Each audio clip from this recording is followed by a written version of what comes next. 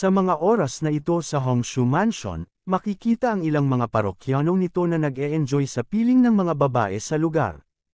Habang ginagawa nila ito, nakita sila ni Leon kaya't sinabi niya, mukhang totoo nga na habang tumatanda ang mga tao, lalo silang nagiging malabag. Sa palagay ko, mukhang hindi pa rin sila nakukontento sa kabila ng kanilang edad.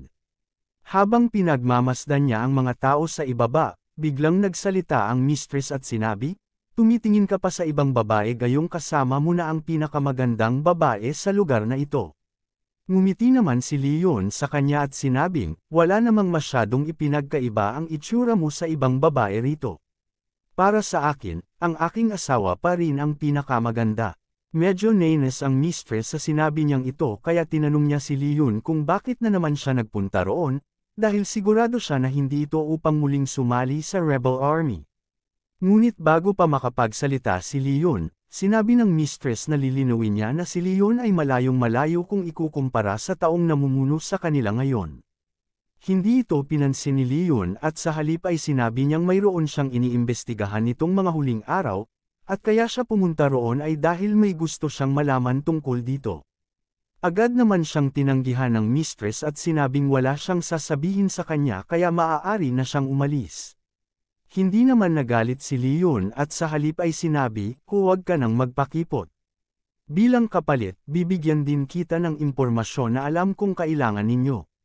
Muli namang tinanggihan ng mistress ang alok niya at sinabing, anumang impormasyon ang alam mo, marahil ay alam na rin namin.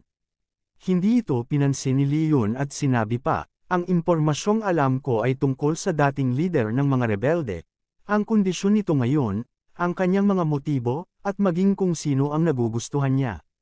Nagulat ang mistress sa impormasyong dala ni Leon at tinanong kung sigurado ba siya sa sinasabi niyang may nagugustuhan na ang kanilang dating leader. Sinabi niya ito dahil pareho sila ng kanyang kapatid na sinarin na may gusto sa dati nilang leader. Hindi makapaniwala si Leon sa naging reaksyon niya kaya sinabi niya sa mistress na tila mali ang mga bagay na dapat nilang iniintindi.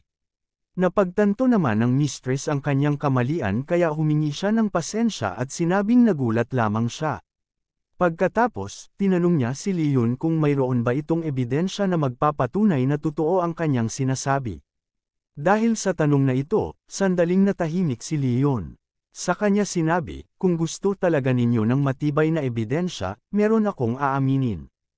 Pagkatapos nito, inamin niya na siya ang leader ng mga rebelde. Nakangiti niyang sinabi sa mistress na sabihin na nito sa kanya ang mga impormasyong kailangan niya.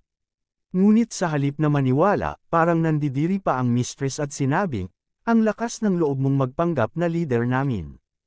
Kung ikaw talaga ang leader, baka sa susunod mong buhay, mas nanaisin mo pang ipanganak bilang isang baboy. Bagamat hindi nasaktan si Leon sa sinabi ng mistress, naisip niya na masyado pa rin itong nakakainsulto. Napagtanto rin niyang kahit inamin na niya ang kanyang totoong pagkakakilanlan, hindi pa rin ito naniniwala sa kanya. Kaya't inisip niyang kailangang motokan ang babaeng ito para makuha ang impormasyong kailangan niya. Kasunod nito, ngumiti si Leon at sinabing nagbibiro lamang siya kanina at ngayon pa lamang magsisimula ang kanilang negosasyon. Sinabi niya, pwede mong isipin ang susunod kong sasabihin bilang banta. Kapag hindi ninyo ibinigay ang mga impormasyong kailangan ko, i-report ko kayo sa awtoridad. At kapag nangyari iyon, baka maubos ang lahat ng kasamahan mo rito. Hindi naman natakot ang mistress sa banta niyang ito. Sa halip, ngumiti pa. Siya at tinanong si Leon kung hindi ba siya natatakot na kung isusumbong niya sila, baka mahuli rin siya dahil isa rin siyang dating rebelde.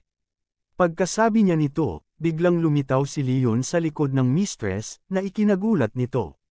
Sinabi ni Leon, hindi mo kailangang mag-alala dahil pagdating sa pagtakas, eksperto ako dyan.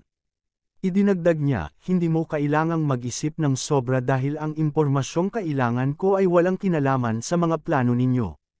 Mayroon lang akong gustong malaman tungkol sa isang pangyayari noon. Dahil sa mga sinabi at ginawa ni Leon, napilitan na ang mistress na sumang-ayon sa kanyang kahilingan. Ngunit sinabi rin niya na kailangang tuparin ni Leon ang kanyang pangako. Kasabay nito, iniisip niya kung bakit ang mga magagaling sa martial arts tulad ni Leon ay lagi na lamang pinupunterya ang kanyang likuran. Habang iniisip niya ito, sinabi ni Leon ang tungkol sa isang pangyayari noong nagsisimula pa lamang ang rebelyon.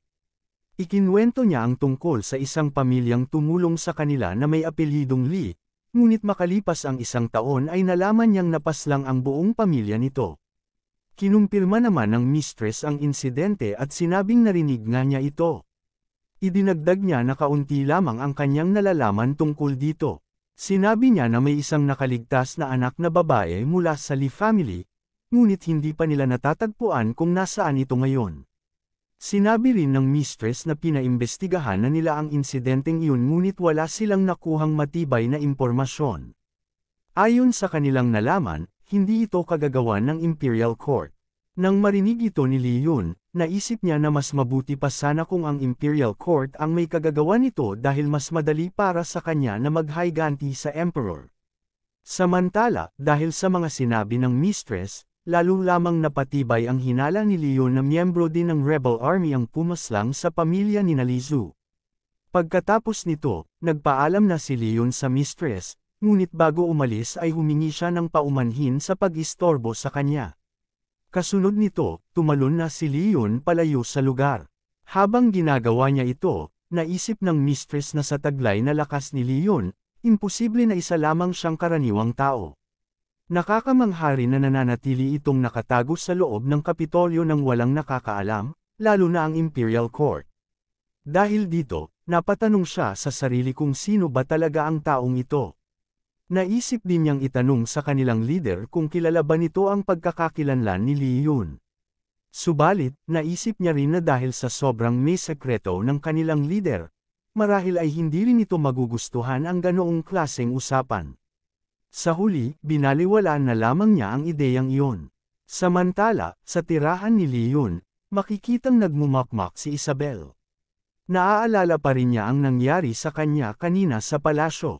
Sa kanyang palagay, sobra siyang napahiya sa nangyaring iyon. Hindi rin niya inaasahan na madadala pa niya ang love letter ni Leon para sa kanya sa mismong palasyo. Naisip din niya na simula pa lamang ay lagi niyang hinihiwalay ang kanyang mga gawain sa palasyo at sa bahay, kaya hindi niya maintindihan kung bakit nangyari iyon kanina. Habang iniisip niya ang lahat ng ito, dumating si Leon at tinanong kung bakit tila malalim ang iniisip niya. Pagkatapos niyang magsalita, naalala ni Leon na noong huli niyang nakita si Isabel na umakto ng ganito ay noong gabi ng kanilang kasal. Sumagot si Isabel na wala siyang problema at hindi na iyon dapat isipin ni Leon. Dahil sa sagot na ito, agad na humingi ng paumanhin si Leon sa kung anuman ang nagawa niya na nagpalungkot sa kanya. Hinimok pa niya si Isabel na sabihin iyon sa kanya upang hindi na niya maulit kung anuman ang nagawa niya. Sinabi pa niya ito dahil naniniwala siyang kapag sinabi ng mga babae na wala silang problema, ang ibig sabihin noon ay mayroon talaga. Hindi naman inaasahan ni Leon ang naging sagot ni Isabel. Sinabi nito na masyadong marami siyang nagawang kamalian sa kanya at hindi na niya iyon magawang mailista. Lalo namang naguluhan si Leon sa sinabi ni Isabel kaya nakiusap siya na sabihin iyon dahil wala talaga siyang ideya kung ano ang kanyang nagawa. Naisip pa nga niya na hindi naman ito ang araw ng buwan ng dalaw ni Isabel, kaya hindi niya maintindihan kung ano talaga ang nangyayari. Kasunod nito, diretsahang sinabi ni Isabel na dahil kay Leon, napahiya siya kanina. Ngunit sa huli, binawi rin niya ito at sinabing hindi niya maintindihan kung paano siya na-inlove kay Leon. Samantala, sa isang parte ng Kapitolyo, makikita ang isang taong tumatalon sa mga bubong at pagkatapos ay huminto sa isang puno. Siya pala ang babaeng assassin na nahuli ni Leon noong nakaraan. Habang pinagmamasdan niya ang isang gusali, sinabi niya na ang organisasyong kinabibilangan niya ay binigyan na naman siya ng isang mahirap na misyon, alamin kung ano ang itinatagong sandata ng Wang family. Naisip pa niya na kaya niya tinanggap ang misyon na ito ay upang makapag-ulat na rin siya kay Leon tungkol sa Wang family. Ngunit sa sandaling lumipat siya ng pwesto, napansin niyang masyadong maraming nagbabantay sa lugar. Sa kanyang palagay, ang bawat isa sa kanila ay mas malakas kaysa sa kanya. Naalala rin niyang tila ganito rin ang ipinapagawa sa kanya ni Leon, kaya naisip niya kung talagang dumami na ang mga malalakas na master sa Kapitolyo. Sa kabila ng kanyang mga nalaman, ipinagpatuloy pa rin niya ang kanyang misyon at agad na pumunta sa opisina ng family head ng Wang family. Pagdating niya sa bintana ng kanyang target na lugar, sinabi niyang mabuti na lamang at mahusay ang kanyang martial skills kaya hindi siya napansin ng mga ito.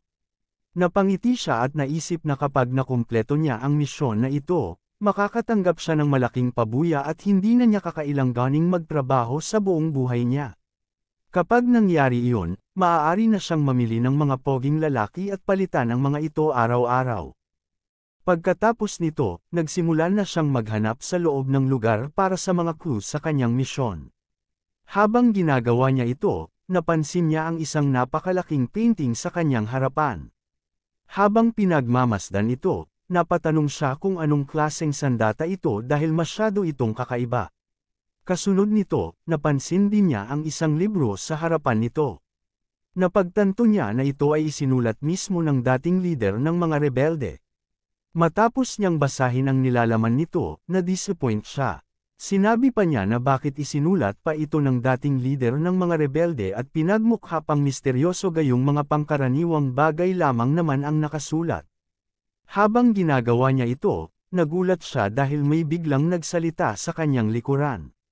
Sinabi nito na hindi niya maiintindihan ang nilalaman ng libro dahil masyadong malalim ang mga nakasulat dito. Inamin pa ng nagsalita na kahit siya ay hindi rin niya maunawaan ang nilalaman nito. Idinagdag ng nagsalita na ang nilalaman ng Book of Saints ay tila masyadong matalinghaga, ngunit para sa kanya, ito ay ginawa upang mapagaan ang kalooban ng mga tao sa kanilang bayan. Kaya pinag-aaralan niya ito upang mas maunawaan kung paano mag-isip ang dating leader ng mga rebelde. Matapos marinig ang sinabi, tinanong ng assassin kung nagbibiro ba si Duanzi dahil ginagawa nilang alay ang librong iyon. Hindi naman nena si Duanzi at sa halip ay ngumiti pa, sinasabing mas magiging biro iyon kung ang mga Diyos mismo ang iaalay nila. Tinanong ng assassin kung nagkita na ba sila dahil parang namumukhaan niya ito bilang miyembro ng Wang family. Nagpakilala naman si Duanzi bilang panganay na anak ng Wang family. Binanggit din niya na mukhang nakita ng assassin ang mga bagay na hindi niya dapat makita. Ngunit bago pa niya matapos ang sasabihin, biglang tumakbo ang assassin at sinabing mauuna na siyang umalis. Pagkalabas sa bintana, sinigawan pa niya si Duanzi na, kumain muna ng tae. Ngunit laking gulat niya nang biglang lumitaw sa kanyang harapan ang isa sa mga bantay ng lugar, na mabilis siyang sinuntok pababa. Sa lakas ng impact, nagkaroon ng pagsabog sa kanyang binagsakan. Habang unti-unti siyang tumatayo, dumating na si Duanzi at sinabing, dahil bisita ka, hindi magiging maganda kung basta ka na lang aalis ng walang ibinibigay. Galit namang minura ng assassin ang mga ito at sinabing ang pandak na tulad ni Duanzi ay hindi karapat-dapat para sa kanya. Kasunod nito, inilabas niya ang isang pil na kanyang dala at agad itong kinain.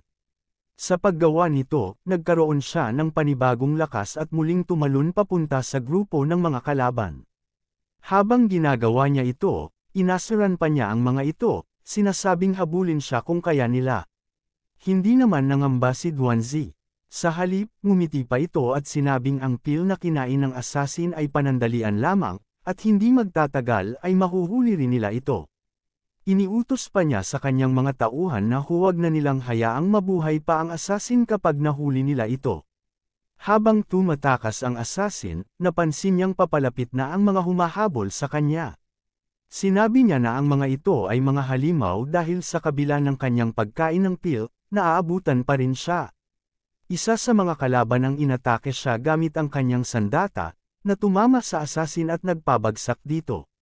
Habang pinagmamasdan ng mga kalaban ang kanilang biktima, sinabi ng isa sa kanila na sayang ang magandang katawan nito.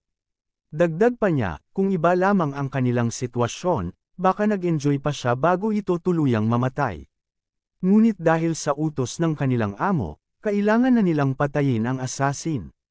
Habang iniinda ng assassin ang kanyang pinsala, napamura ito at hindi makapaniwalang dito na siya mamamatay. Habang sabay-sabay na sumugod ang mga kalaban upang tapusin siya, sinabi niya sa sarili na sa kabila ng kanyang kagandahan, hindi pa niya natitikman ang luto ng Diyos. Humiling siya na kahit sa huling sandali ng kanyang buhay, may dumating na lalaki upang iligtas siya at magawa ang mga bagay na hindi pa niya nagagawa. Sa sandaling handa na siyang tanggapin ang kanyang kamatayan, napadilat ang kanyang mga mata nang marinig ang sigawan ng mga kalaban. Kasunod nito, nakita niya si Leon na nasa kanyang harapan. Sinabihan siya ni Leon na halatang baguhan lamang siya sa trabaho base sa itsura niya ngayon. Sa sandaling iyon pala ay tinapos na ni Leon ang lahat ng kalaban. Tinanong ng assassin kung ano ang ginagawa ni Leon doon. Kasabay nito, naisip niya na nakakahiya ang pangyayaring ito dahil iniligtas pa talaga siya ng taong ito. Sinabi naman ni Leon na kaya siya naroon ay dahil sa true key na iniwan niya sa katawan ng assassin noon. Nakaramdam siya ng abnormal na pagbabago kaya agad siyang nagtungo sa kanyang kinaroroonan. Tuwang-tuwa ang assassin sa sinabi ni Leon at tinanong pa kung nahulog na ang loob nito sa kanya kaya ginagawa niya ang lahat ng ito. Itinamo naman ni Leon ang ideya niyang ito at sinabing masyado lamang siyang nag-iisip. Ang dahilan ng kanyang pagpunta ay upang kunin sana ang kanyang bangkay kung sakaling namatay na siya. Galit na galit ang assassin sa sinabi ni Leon at tinanong kung hindi ba pwedeng magsabi ito ng magagandang bagay sa ganitong sitwasyon. Hindi naman nagalit si Leon at sa halip ay nakangiti pa at tinanong kung kailangan ba niya ng mainit na tubig dahil iyon lamang ang alam niyang gamot sa kahit anong sakit. Pagkatapos nito, sinabi niyang tigilan na nila ang pagbibiruan dahil alam naman niyang para itong ipis na hindi kaagad mamamatay. Tinanong din niya ang assassin kung bakit siya hinahabol ng mga tao at gustong patayin. Walang masabi ang assassin tungkol dito kaya sinabi na lamang niya na hindi rin niya alam dahil wala naman siyang nakitang kahit anong matibay na ebidensya sa bahay ng mga ito. Ngunit bigla niyang naalala ang malaking painting sa kwartong kanyang pinasukan, na naglalarawan ng isang kakaibang sandata. Sinabi pa niya na iyon ay isang espada na nagmula sa mga ulap at mabilis na bumubulusok pababa. Sa narinig, agad na naunawaan ni Leon kung ano ang sandatang iyon. Naging seryoso siya at sinabi na kaya pala malakas ang loob ng Wang family dahil nasa kanila ang malupit na sandatang iyon. Naalala rin ni Leon na ang sandatang iyon ay nasira na dahil isang beses lamang ito maaaring gamitin. Sinabi niya na ang sandatang iyon ay ipinagawa ng dating emperor at pinangalan ng Jade Seal. Ngunit pagkatapos sabihin ito, napatanong siya kung ano ang ginagawa ng bagong emperor dahil hinahayaan nito na ang mga noble family ay nagtataglay ng ganoong klaseng sandata. Naisip pa niya na marahil ay na-distract ang bagong emperor ng isang random na lalaki kaya hindi ito makapag-focus sa kanyang trabaho. Samantala, sa bahay ni Leon, napabahing si Isabel at naisip na baka iniisip na naman siya ng kanyang idiot na asawa kaya nangyayari ito. Makalipas ang ilang oras, makikitang kumakain na si Leon kasama ang kanyang asawa at si Lisu. Pagkatapos nilang kumain, tumayo si Isabel at nagpaalam kay Leon na aalis muna siya. Naisip niya na marami pa siyang kailangang asikasuhin sa palasyo na hindi niya nagawa nitong mga huling araw. Tila hindi naman nagustuhan ni Leon ang pag-alis ni Isabel kaya pinigilan niya ito at sinabing napapadalas na ang pag-alis niya sa kanilang bahay, at nababawasan na ang oras ng kanilang pagsasama. Sa kanyang tansya, nasa 15 oras na lamang iyon kada araw. Sa kabilang banda, matapos marinig ang sinabi ni Leon, hindi makapaniwala si Lisu. Sa kanyang palagay, baka magkapalit na sila ng mukha ni Leon kapag samobra pa ang oras ng kanilang pagsasama. Ngunit iba sa iniisip ni Lisu, nakangiti namang sumagot si Isabel kay Leon at nangakong babalik din siya kaagad. Dahil dito, na-disappoint si Lisu at naisip na tila ang dalawang ito ay hindi mabubuhay ng matagal kapag magkalayo. Samantala, habang pinagmamasdan ni Leon ang kanyang asawang paalis, naisip niya na napakasipag nito. Kung ganito lamang sana kasipag ang kanilang empress, baka wala na siyang iniisip na problema. Hindi siya makapaniwala na kahit ang napakamapanganib na sandata na binuo ng nakaraang emperor ay napunta na sa kamay ng mga noble family. Naisip niya na bagamat hindi siya nag-aalala na muling mabuo ang sandatang ito, nag-aalala siya na baka baguhin nila ito at mas lalo pang palakasin. Dahil sa pag-iisip ng mga bagay na ito, tinanong niya si Lisu kung sino sa palagay nito ang pinakapinagkakatiwalaan ng empress ngayon. Nang marinig ang tanong, sumagot si Lizu na ang kapalit nito ay 2 libreng pagkain. Natuwa naman si Leon at sinabi na noong una, inakala niyang 2 buwan na libreng renta ang hihingin nito. Napakamot naman sa ulo si Lizu at sinabing bakit niya gagawin iyon, dahil hindi naman siya nagbabayad ng renta kahit noong una pa lamang. Sinagot siya ni Leon at tinanong kung gusto ba niyang i-report siya sa mga awtoridad dahil sa hindi pagbabayad ng upa. Hindi naman pinansin ni Lizu ang sinabi niya at sa halip ay nag-isip sa kasinabi na sa palagay niya, ang pinakapinagkakatiwalaan ng Empress ay si Chen ng Six Doors.